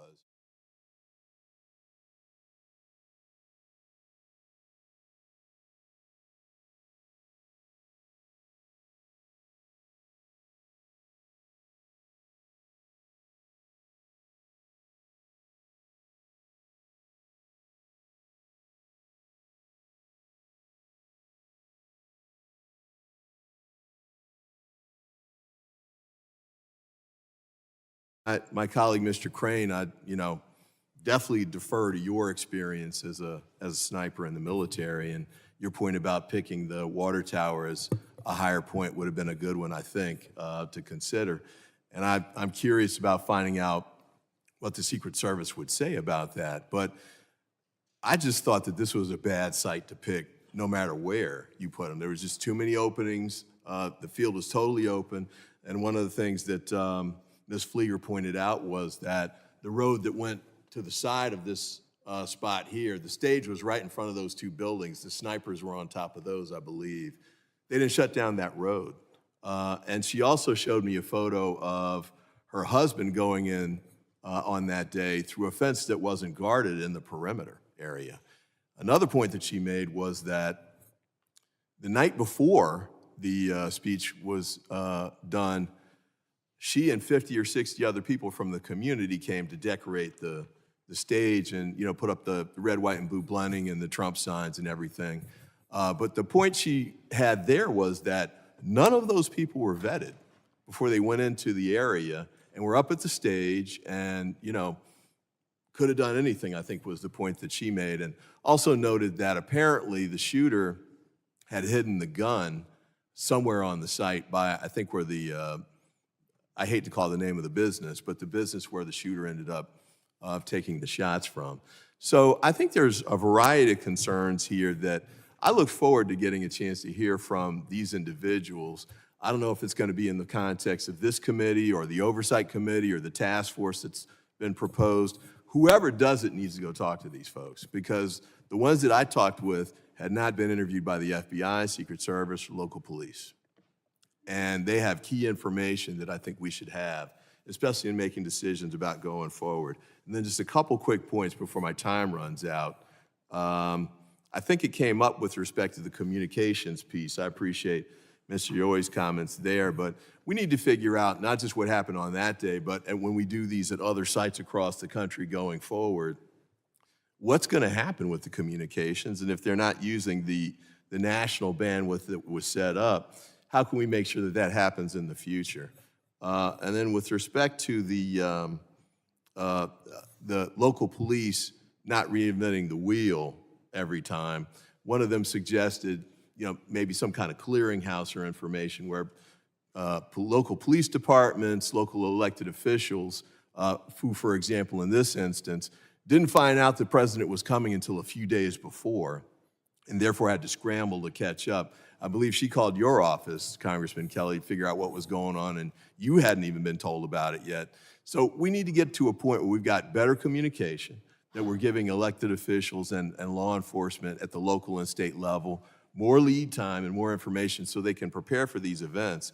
And I know that the director has resigned, but I think it's critical to make sure that we go forward with the investigation of the Secret Service, whether she's there or not. And then the last point, I apologize for running over, is that to the Secret Service and to Homeland Security, I know there's going to be a process now to replace her, but that cannot get in the way of us sorting out what happened on that day, and more importantly, what we need to take forward, because we've got other events coming up in the very near future. We got to make sure we take those lessons quickly, and so we can move them forward. And I thank the chair for his deference for giving me a little time to run over there, and I thank you again for taking us up to Butler. You were making an excellent point, and I didn't want to stop you, Mr. Ivey. I now recognize Mr. Garbarino, the gentleman from New York, for 5 minutes. Thank you. Thank you, Chairman. Colonel Paris, there have been conflicting reports about the location of state and local law enforcement. Secret Service Director, I believe, said that, former Secret Service Director said that local police were in the same building that the gunman fired from, while other accounts indicate that local law enforcement was in an adjacent building. Were any Pennsylvania state troopers, state police assigned to the building where the shooting happened? There were no state troopers, to my knowledge, assigned there, sir. Do you know if any other local law enforcement were assigned to inside that building? I only know that Butler ESU were assigned. When you say that building, I'm referring to there's a series of buildings there that have covered walkways or second-story walkways that allow you to, almost like a pole barn type configuration, a modular type building. But to my knowledge, there were no troopers assigned to that location, sir. Thank you. Mr. Yos, as technology has evolved, drones have become widely available to both law enforcement and the general public. For a large event with this level of security, would you normally expect law enforcement to use drones for surveillance and deploy counter-drone technology? I'm sorry, I didn't hear the last part. Would you normally expect law enforcement to use drones for surveillance and deploy counter-drone technology? Well, obviously, as I mentioned earlier, just my experience at this location is there are a number of elevated locations that should have been secured.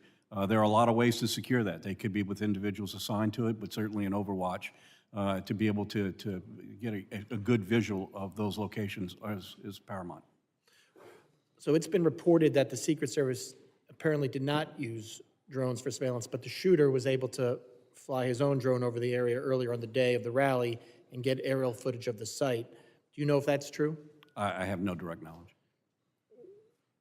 Were you, okay, so, and you know if whether or not local, state, Secret Service enforcement was aware of any drone use? I've heard the news reports, but I have no direct knowledge. Would you consider this a major security breach? Absolutely.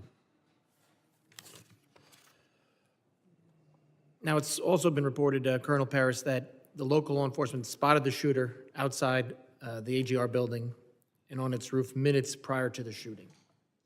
Did local police alert the Secret Service that the gunman was on or around the AGR building roof? Do you know? So this goes to my earlier qualifier about the timeline, but my understanding of the sequence of events is that he was determined to be suspicious as a result of behavior that he was exhibiting, milling around that area in front of the AGR building. There was a text thread that was going, I've been briefed, between the ESU members. They identified, they took a photo of him. At some point when he utilized the rangefinder, the suspicion was heightened.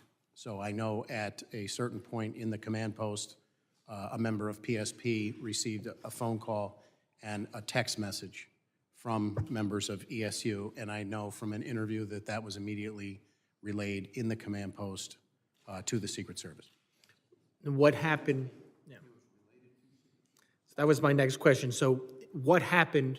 What actions were taken after it was relayed to Secret So Service? when the PSP member received that information and verbally turned right around, gave it to the Secret Service, our member was provided with a number to which the picture that had been taken by the Butler ESU members, or that was on that group thread, to which that should be sent.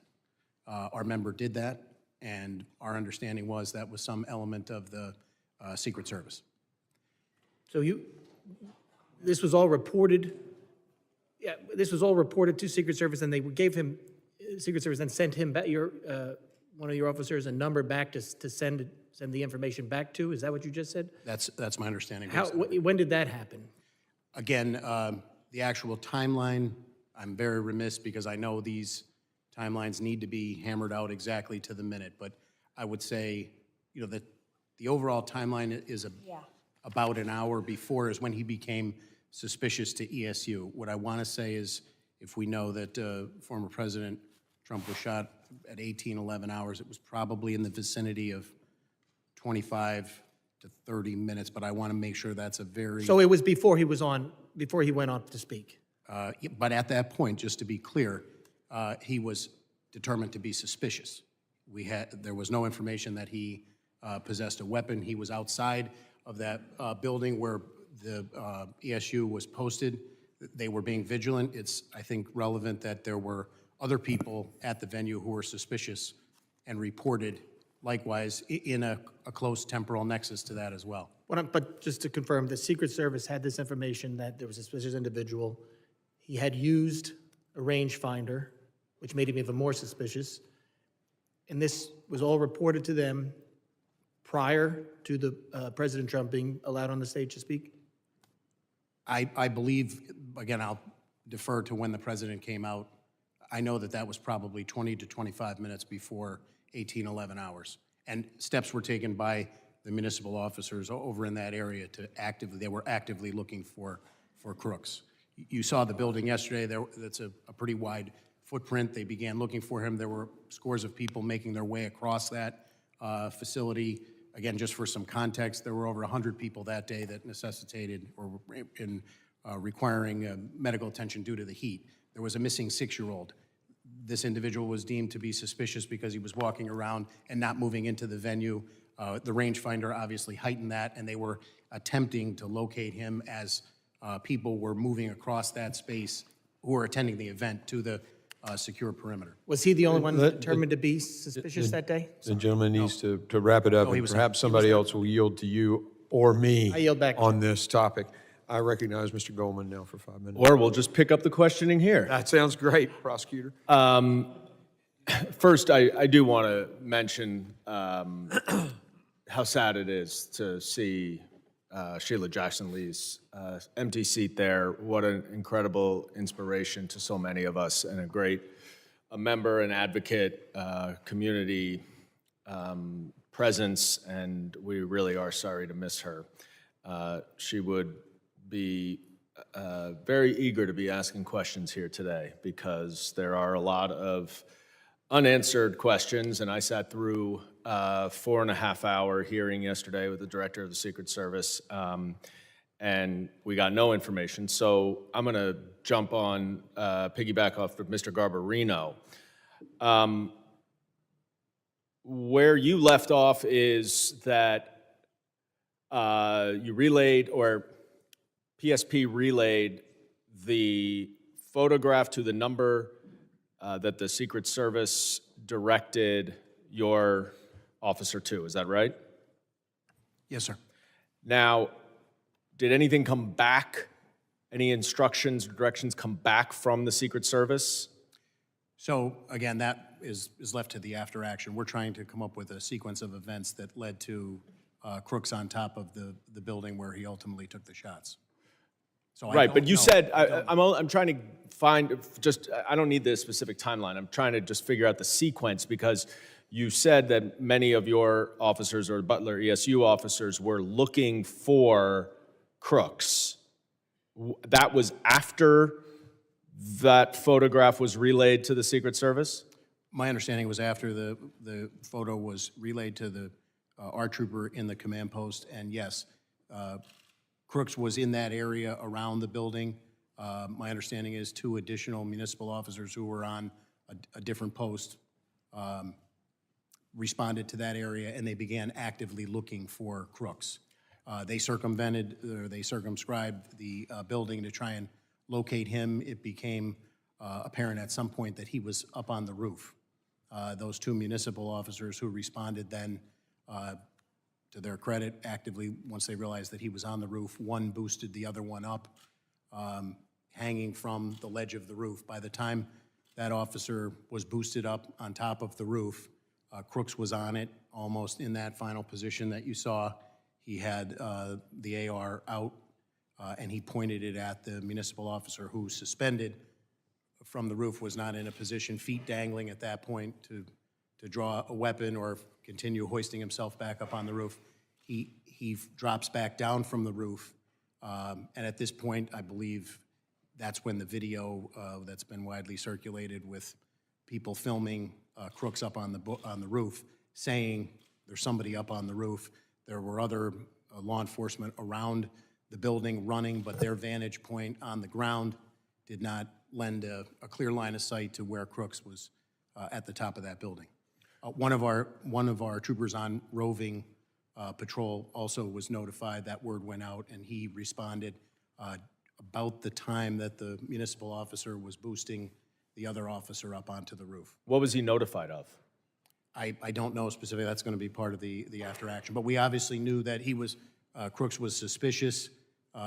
He had not gone into the venue, and they were actively doing everything they could to try and locate him. So the local officers who were outside of the perimeter in charge of securing the outside perimeter area, one way or another understood or got direction that they needed to try to find Crooks, presumably to ask him questions, interview him? Is that what the protocol is? Clear about, I don't want to speak for I haven't seen the Secret Service operations plan, what their responsibilities were and what their understanding of those were from the Secret Service. I don't want to comment on it. But somehow they got the message Somehow that there they was knew. information that he was suspicious. By the time that municipal officer was hoisted up onto the roof and saw him, he had the weapon out. Do you know how long it was between the time that the photograph was relayed to the Secret Service and the time when the officer was trying to hoist himself onto the roof? So that's a critical, yes, detailed, salient question. I would answer it from the reverse time period, from if the first shots rang out at 18:11 hours. the hoisting up of the officer occurred probably no more, again, I'm going to give you a time, but I want to just put it in We the understand context of it's not specific. Of a sequence of events. I would say at most 2.5 to 3 minutes before that first shot rang. And when What they he- were notified in the interim still remains under investigation. Right, and when he fell off of he let go? The municipal officer, when the briefing that I had was the municipal officer saw Crooks saw him, and Crooks turned and leveled the gun at him in a position tactically of extreme disadvantage, suspended, in the air with your legs dangling after somebody had boosted you up. And he let go, right? He let go and he fell back down. And was there, at that point, any communications that there's a shooter on the roof from the municipal officers who were At that there? point, that's all part of the after action. We're just trying to get a sequence of events up to the point when Crooks then fired the weapon. So that's been the focus of our investigation thus far. But there was at least, you said you thought 2.5 to 3 minutes between the time when the municipal officers tried to hoist on top of the roof, Crooks pointed the gun at them, they dropped, and then between that time and when he fired the shots. I don't want to give you an exact period of time, but it was minutes. It was a very short period of time, even for his ability. But not seconds. I would say minutes, but I would be remiss if I gave you, and I want to be very clear on the record. When you do an investigation like this, the timeline is critical. You're asking me, I was briefed, I'm answering to the best of my ability right now. And I know my time is up. Colonel Paris, I want to thank you for, providing us with this information. It was incredibly disappointing that the director of the Secret Service did not provide any of this information yesterday. I think Well it is said. good that we're going to have somebody new at the top, but just having somebody new does not answer the questions. And Couldn't agree more. Mr. Chairman, I know you are working diligently to try to get witnesses here. This is not an academic exercise. This is not something that the American people can wait 60 days for. With these gaps in information, there are conspiracy theories, there is disinformation, and all of our safety is at risk, political violence is escalated, and we need to know these answers. I thank you for bringing these witnesses here, and I yield. Yeah, absolutely. And I appreciate the tag team between two sides to get to the details on this, because this is poignant, very poignant. I now recognize Ms. Green for 5 minutes. Thank you, Mr. Chairman. Colonel Paris, I'd like to carry the dialogue on about the specific timeline. I have a timeline that was given to us on the Oversight Committee yesterday when we questioned former Secret Service Director Kimberly Cheadle, as she has resigned today. But the timeline that I'd like to talk to you about is exactly what you were just discussing here. 18 minutes before President Trump took the stage, it was at 5:45 that the Butler County Emergency Services noticed Thomas Crooks on the roof, took a picture, and reported it. You stated just a few minutes before in your testimony that police or PSP were given a phone number to the Secret Service, and that Butler County Emergency Services texted or sent the picture. Was that a text? Was that a digital platform? Was it an email? How did they send the picture? So just to be clear, at that period of time, at 18:45, I don't believe the testimony was 5:45 p.m. 5:45 p.m., yes, ma'am. He was not up on the roof at that point, is my belief. No. Emergency Services noticed Thomas Crooks on the roof. This is the timeline that we have. Took a picture and reported it. Who did they send that picture to? Just to be clear, they were posted in the AGR building and took a picture of him. That's what you're. Yes, who did that they is my send the picture to? So I only know from interviews what I can confirm to my knowledge and belief here today that a member of Pennsylvania State Police inside of the command post received that information telephonically and by text, related to the Secret Service, and then was given a number to follow up on. And that was based, again, heightened suspicion. How did they relay it to Secret Service? I believe that they verbally turned and said in the command post, this is information that I just received. And then in follow-up to that, as directed from the interview that I was briefed on, that was forwarded by text as requested by the Secret Service. Can you give us copies of that communication and that phone number that was given to them was for Secret Service? So that's part of the ongoing investigation, and I would defer to the legality of. Can you find that information and provide it to our committee? I will look to see if legally I will consult Chief Counsel within the state police, but it is an ongoing criminal investigation at this point. So after it was reported, President Trump took the stage at 6:03 p.m. All of this took place. This was 18 minutes before President Trump actually took the stage at 6:03 p.m. President Trump was shot in the face at 6:11 p.m. This has all been reported, these timelines. Why do you not have a timeline? Because it's not the timeline is going to be critical for the after-action report. Obviously, we're conducting an investigation with the FBI. We have been deferential to the FBI in terms of what has been released to the media. I was present for one press briefing on the night of Saturday night, July 13th, and we've been deferential to the FBI on that. So I would refer you to the FBI. The timelines that you're quoting, I just want to be clear on the record. To my knowledge and belief, I don't have a minute-by-minute timeline. I've had multiple briefings about what these interviews have gleaned, but they're from the perspective of PSP investigating the homicide and the 2 attempted homicides. Thank you, Colonel. During the event, at what point in the day was someone from your team first made aware that there was a potential suspicious person or possible threat? So based on my knowledge and belief, that information relayed to the command post from Butler ESU, in terms of crooks, was the first time that I'm aware of. Again, keeping in mind, I've heard estimates that there were 13,000 people there. There were multiple people identified as suspicious, several that were identified in that area. Yes, thank you. Now, you stated before in your questions that you haven't seen an operation plan, but didn't your team participate, and why haven't you seen the plan? So as my answer prior on the record, I've asked for it. The state police has asked for it. We have yet to receive it. And my understanding is that our walkthrough with our commanders and our area commander was to delineate what our responsibilities were, and we endeavored to fulfill those responsibilities. Who was the Secret Service agent in charge of the advance team? I don't know the name of the agent. How was PSP supposed to communicate with Secret Service on the advance team? You mean in the planning leading up to it? So my understanding is, as is typical, we're notified. We were notified by email on July 5th. The meeting on July 8th, Monday, was to get all of those partners together to exchange information, how they could communicate with one another, and then the planning took place from there. Could you provide our committee a copy of all those communications, Colonel Pierce? So I will check with our legal counsel. I mean, Pennsylvania has multiple state statutes that cover investigative plans or law enforcement sensitive information. Okay, thank you very much. And Mr. Chairman, one more thing, if I may. Trump's Secret Service protection could be removed under Benny Thompson's proposed legislation. This legislation was introduced while the politically weaponized government was prosecuting former President Donald Trump.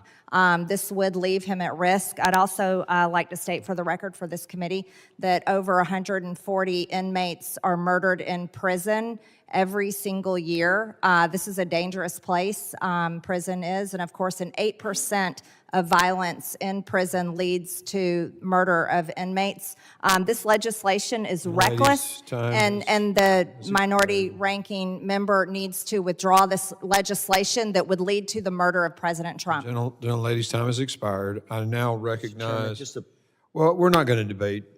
You think that statement should be made when the ranking member is here so he can at least address it? Thank you. He made his point earlier about his bill. There's a difference of opinion, I suppose. But we're just, y'all are out. Okay. I now recognize Mr. LaLota for 5 minutes question. Thank you, Chairman. 10 days ago. Thank you, Mr. Goldman. 10 days ago, a 20-year-old with no military or law enforcement training, with no more than about $1,000 worth of equipment, and apparently working alone, thwarted the United States Secret Service, an agency with a $3 billion budget and about 8,000 personnel. In the early phases of this investigation, the Secret Service, it is clear the Secret Service exhibited poor tactics, including substandard two-way communications with state and local PD. They displayed a lack of strategy, including not employing drones to surveil the risks to President Trump and the crowd. And since July 13th, the Department of Homeland Security and the Secret Service, evidenced by them not being here today, has avoided accountability by, among other things, avoiding hearings like this. The attempted assassination of former President Trump, the leading candidate for president in 2024, shocked the conscience of nearly every American, regardless of party affiliation.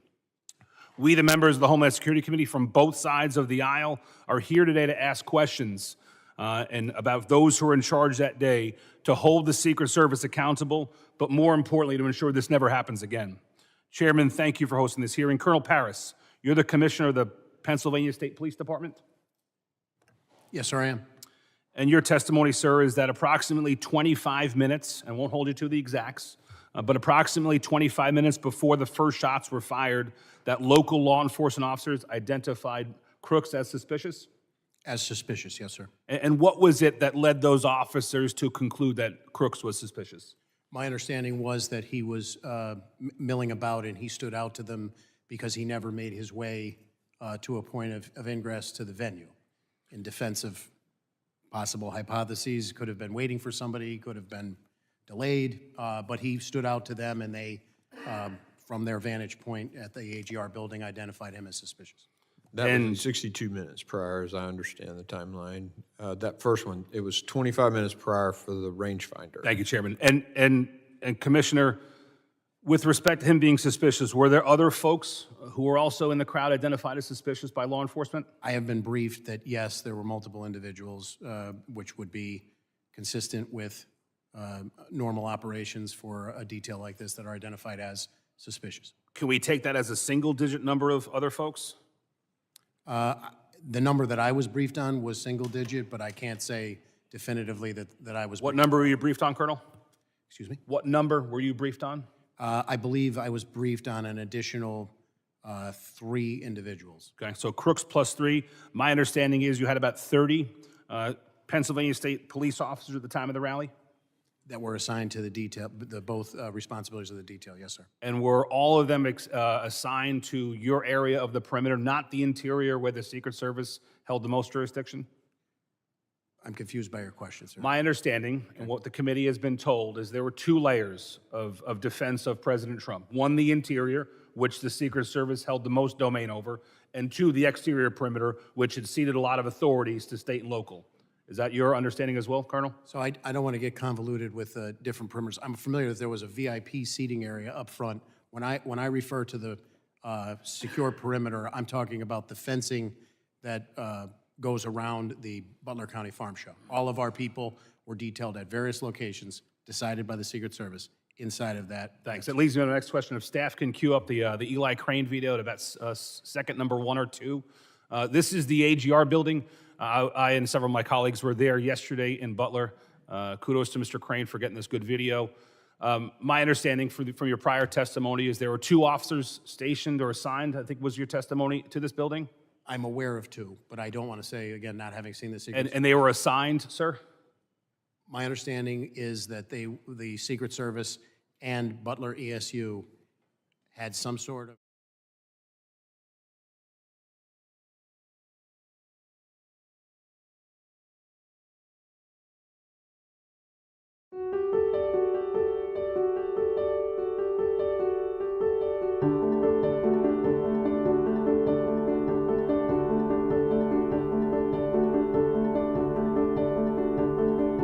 to at least the first shots fired, they were entirely within the building, not on the building, sir?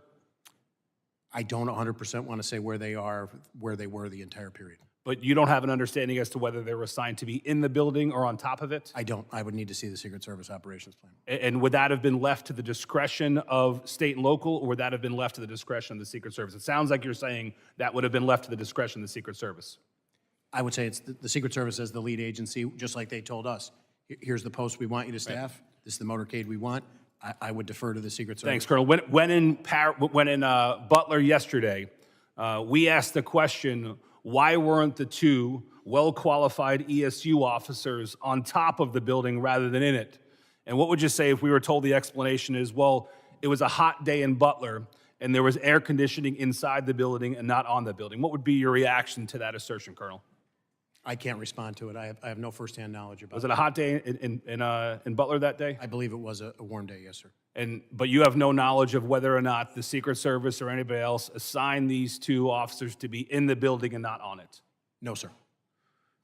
I yield, Mr. Chairman. Gentleman yields, and we're going to go out of order because Mr. Luttrell has to get to his committee, so you're recognized for 5 minutes. Thank you, Mr. Chairman. Can you pull the video back up, please?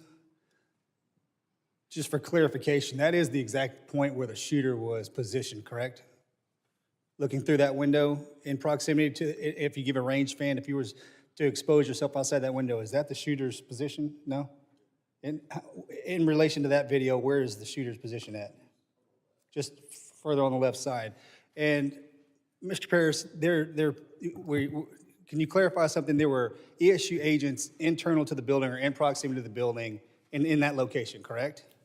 I don't know to that specific location, but they were assigned to the AGR building. And once the call went out that you had a bad actor in, the agents in the building left their position to try to find that individual? My understanding is he was on the ground moving around the perimeter, and they moved to actively aid in the search along with additional municipal officers who were. Does it make sense that ESU agents would be positioned inside the windows so they'd have a better vantage point out into where the X is, where the asset is located?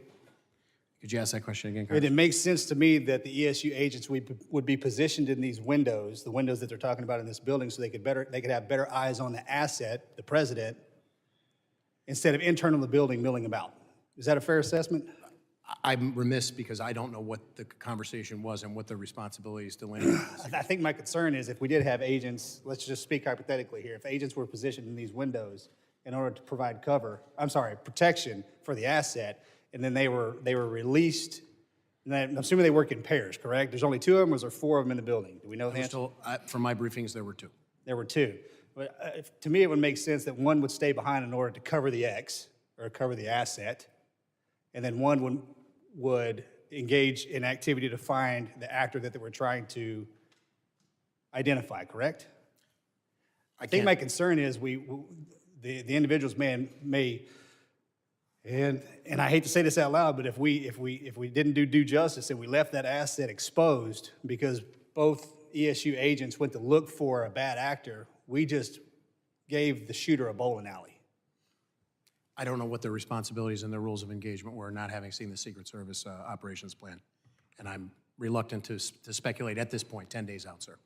I would rely on the reviews yet to come. When it comes to Secret Service, talk comms matrix here real quick. When it comes to Secret Service and the local law enforcement, the state law enforcement, I understand that they are housed in the same, is there a common communication channel? And if so, does each agent and each officer that's working the event have, and I'm going to use old terminology, do they have an avalanche call? Do they have a no joy? When they see something that raises the red flag, can any officer radio in, go, no, go? We are not, hold the asset in place. We have somebody that we're looking for. And if they do or if they don't, how many people does that have to go through to get to the right actor in order to say stop? I don't know. Okay, we need to figure that out.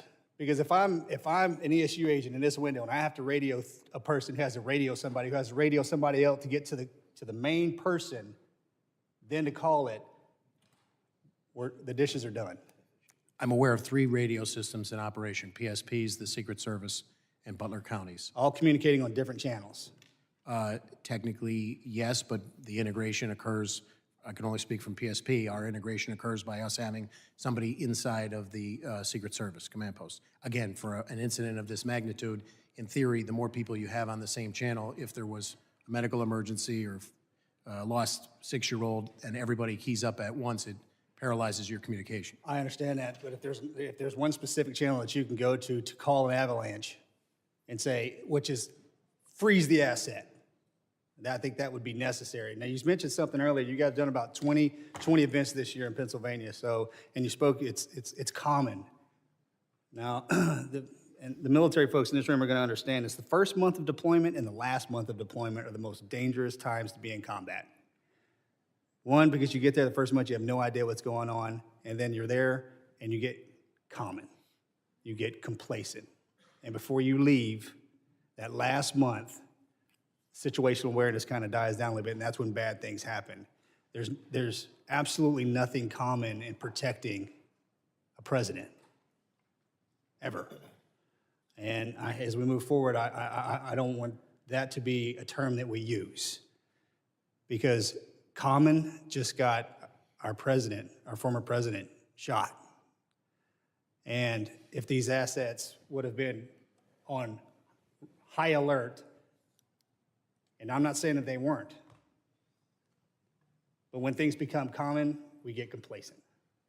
I've instructed our commanders moving forward, if there is any, my expectation would be that through the collaboration and the planning of these events, you want more people there, you want people voicing issues and everybody operating on the same page in a unified command. But I have instructed our commanders, the ops plans get reviewed prior to this up through our Deputy Commissioner of Operations, Lieutenant Colonel Bivens, seated here behind me today. But as a result of this, if there are any issues that our people see, we are ordering them to flag them, and we'll work collaboratively moving forward for the remainder of the season and moving forward.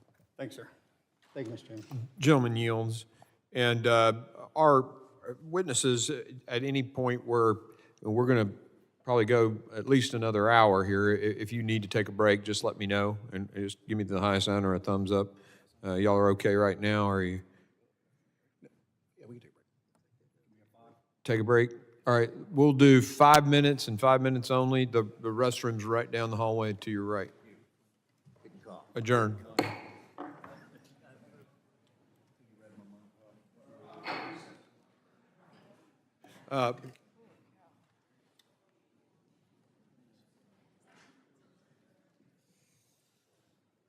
Thank you.